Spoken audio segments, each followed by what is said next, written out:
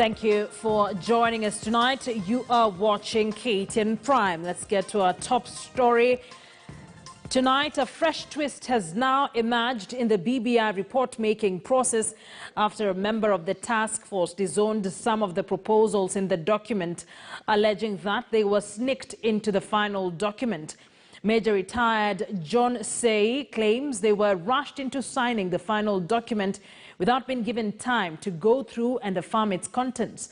Jeff Curry starts our bulletin tonight with this report. All of those regions. In what could raise credibility concerns on the Building Bridges Initiative report, a member of the task force, Major retired John Seyi, has claimed that some of the proposals were sneaked into the final report, which was submitted to President Uhuru Kenyatta and ODM leader Raila Odinga. Among them, the proposal to increase the number of members of parliament by 70 and 47 women to Senate to total 94. So it took us by surprise when the question of constituencies was brought up and was sort of confirmed by those who went to Naivasha. Wherever we went in this country, 47 counties, there was something that was very clear in our mind: hatutaki kuongeza muziko. And even though he is among those who appended their signatures to the final document, he argues that they were not given time to go through the report. Under normal circumstances, you don't sign a document that carries such weight without going through it.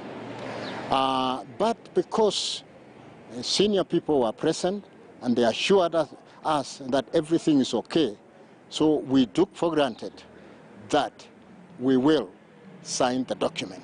Major retired Seyi raising concerns that the process has been hijacked by politicians after the Naivasha retreat meeting of members of parliament, which entirely represented the proponents of the BBI report. We felt that that fell through the window of the BBI spirit. Inclusivity was meant to bring everybody on board, discuss it, and agree together.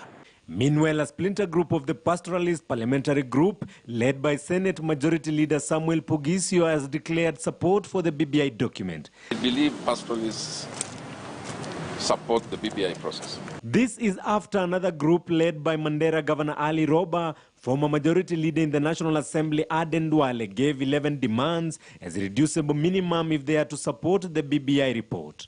If there is any amendment that we'll call for it after the elections of 2022, not now. Their Western counterparts, led by National Assembly Majority Whip Emmanuel Wangwe, say they will drum up support for the document in the region. And we have agreed we're going to working with other leaders to come up with strategies in our area to popularize this document.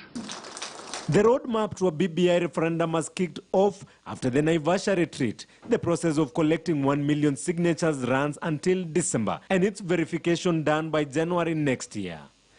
Jeff